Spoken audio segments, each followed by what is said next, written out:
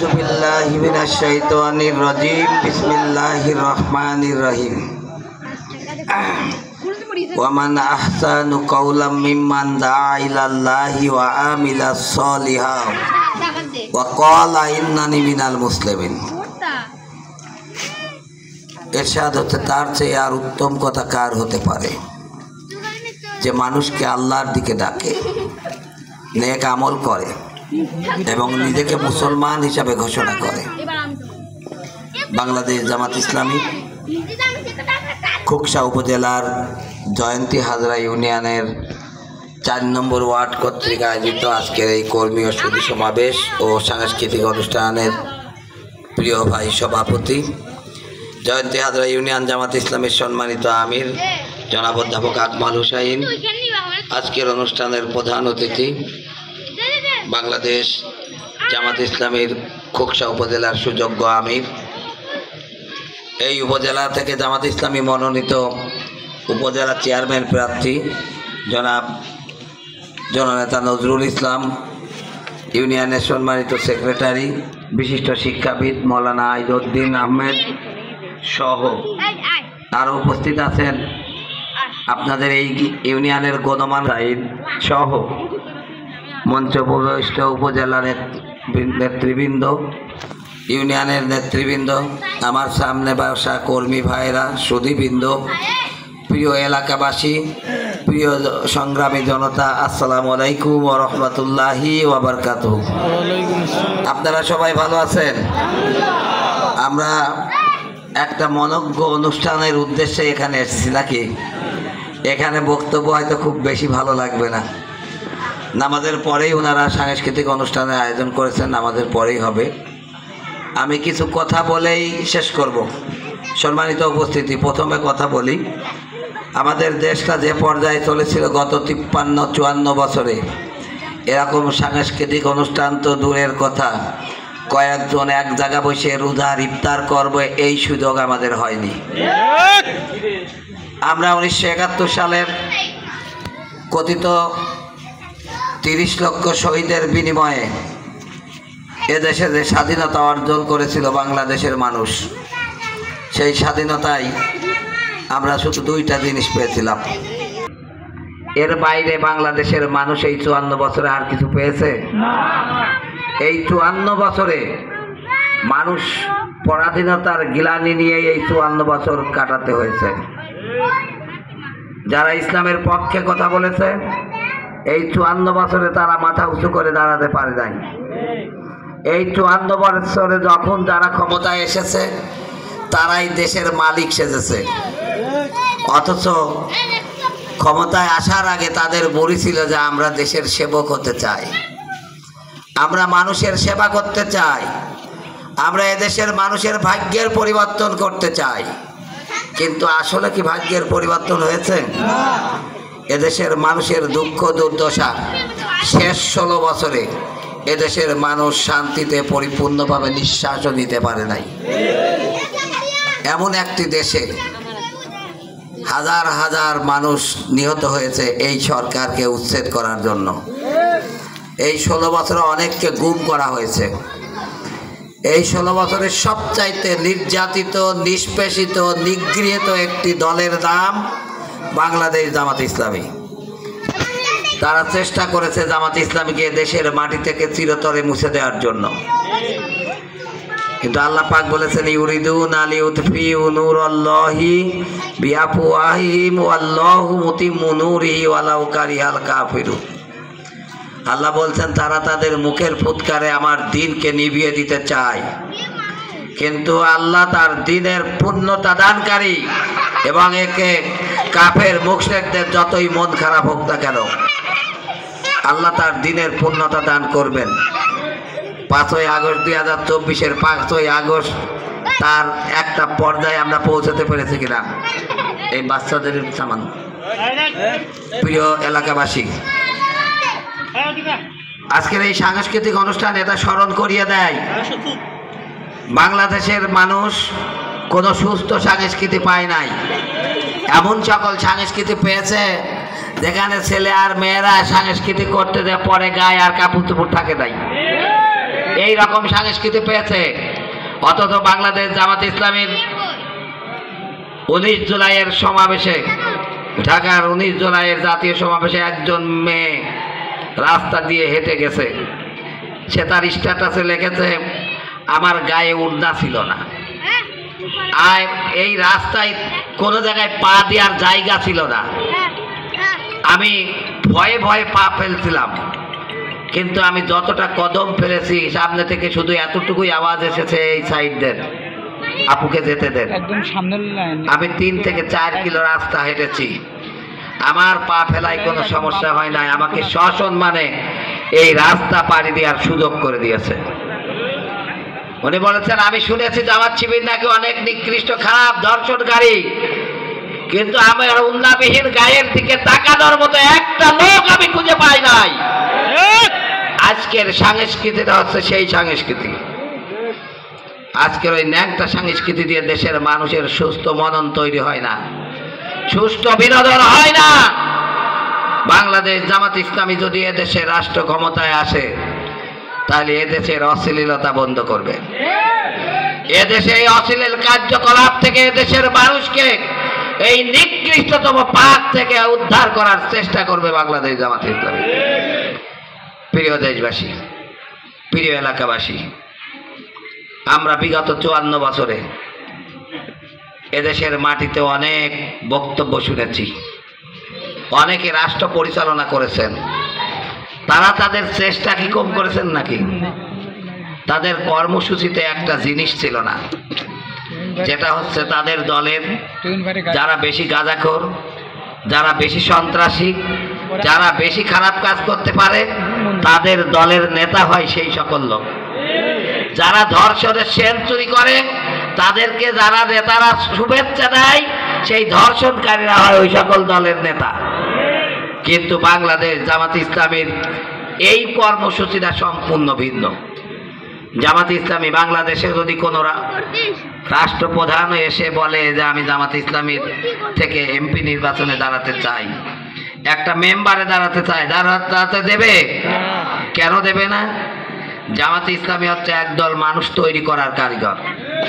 ওই মানুষটা যে দল থেকে আসুক না কেন, ওই মানুষটা যেখান থেকে আসুক না কেন, তাকে জামাতে ইসলামীর কর্মসূচি যথাযথভাবে পালন করতে হবে, জামাতে ইসলামীর সহযোগী সদস্য ফরম পূরণ করতে হবে, 28 কেন বই পড়ার পরে তাকে কর্মী শপথ দেওয়া হবে, তারপরে শতাধিক বই পড়ার পরে কোরআন হাদিস স্টাডি করার পরে তাকে জামাতে ইসলামীর রোকন বানানো হয়। যদি কোনো ব্যক্তি দুর্নীতিবাজ হয়, যদি কোনো ব্যক্তি মেয়েদের সাথে ঢলাঢলি করে, যদি কোনো ব্যক্তি আমানতদার না হয়, যদি কোনো ব্যক্তির কথা এবং কাজে মিল না থাকে, তাহলে তাকে জামাত ইসলামীর রোকন বানানো হয় না। এরকম একটা কর্মসূচি এদেশের 54 বছরে কোনো দল জনগণের সামনে দিতে পারে নাই। এরকম একদল আদর্শ মানুষ, এরকম একদল আদর্শ নেতা কোন দল জনগণের সামনে ধরতে পারে নাই, যার কারণে তারাই আফসোস করতে হয়েছে যে এই দেশে 7 কোটি মানুষ, আমি 8 কোটি কম বললাম, আমারটা কোথায়? শেখ মুজিব নিজেরটা খুঁজে পায় নাই, আফসোস করে তাকে বলতে হয়েছে যে সবাই পায় চোরের খনি, সোনার খনি, আর আমি পাই চোরের খনি, চাটার দল সব চাটা খেয়ে গেল। কিন্তু বাংলাদেশ জামাতে ইসলামী সারা পৃথিবীর মানুষের কাছে চ্যালেঞ্জ দিতে পারে যে আমার একজন কর্মী, আমার একজন নেতা 1 টাকার দুর্নীতি করবে না, চ্যালেঞ্জ দিতে পারে।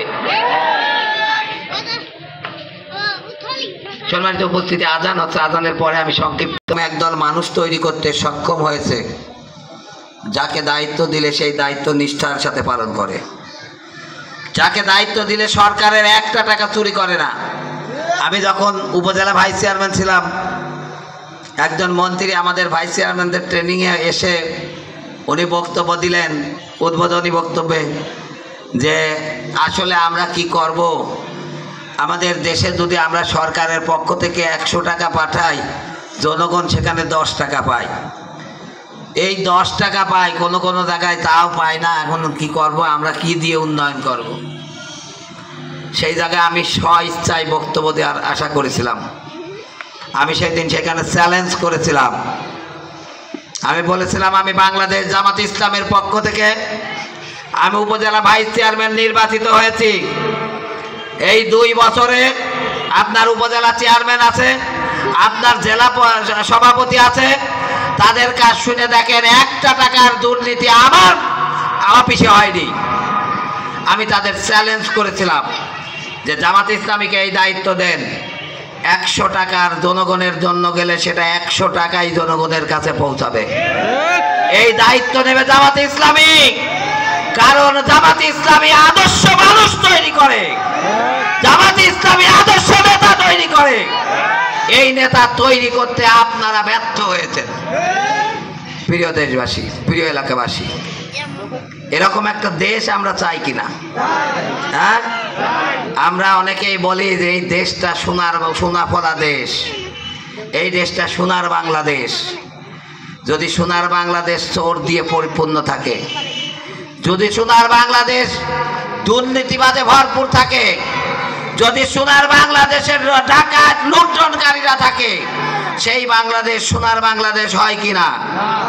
সোনার বাংলাদেশ বানাতে হলে একদল সোনার মানুষের প্রয়োজন।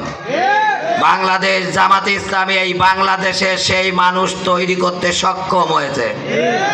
এজন্যই জামাত ইসলামীর কেন্দ্রীয় আমিরে জামাত সে তার জায়গায় বসে এইখানকার এমপির ব্যাপারে চ্যালেঞ্জ দিতে পারে যে আমার ওই এমপির 1 টাকা দুর্নীতি করবে না।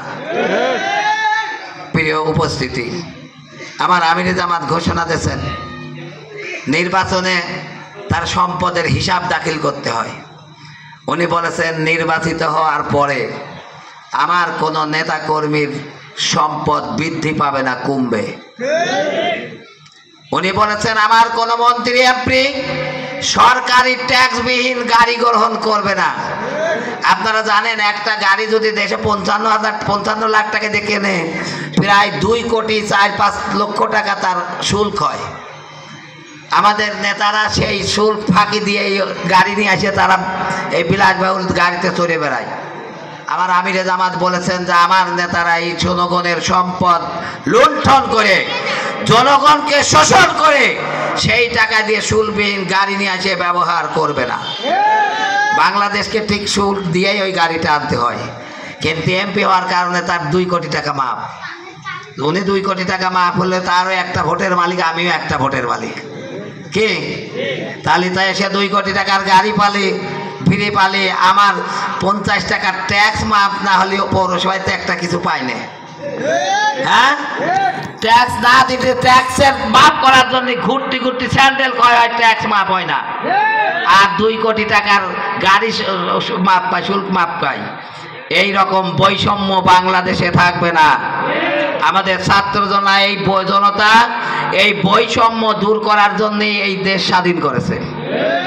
24-এর যে স্বাধীনতা, এই দেশ থেকে বৈষম্য দূর করার জন্য।